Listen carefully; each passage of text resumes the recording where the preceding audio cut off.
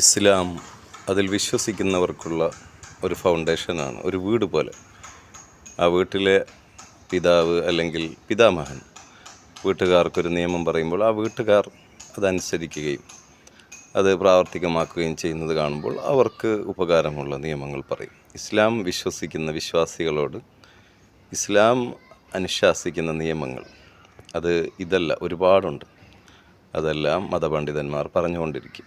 പൊതുസമൂഹത്തിൽ എന്ത് നടക്കുന്നു അത് അവരുടെ സ്വാതന്ത്ര്യമാണ്.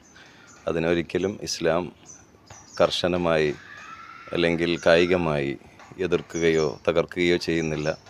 വിശ്വാസത്തിൽ അധിഷ്ഠിതമായി ജീവിച്ച് പരലോകമുണ്ടെന്ന് വിശ്വസിക്കുന്ന ഓരോരുത്തർക്കും അവർ എന്തു ചെയ്യണമെന്നുള്ള നിയമത്തെ പണ്ഡിതന്മാർ പറയുന്നതും കാതോർത്തിരിക്കുന്ന ഒരു സമൂഹം പുറത്തുള്ളത് കൊണ്ട് കാന്തപുരം നിയമങ്ങൾ പറഞ്ഞു, ഇനിയും പറയും, പറഞ്ഞുകൊണ്ടേയിരിക്കും.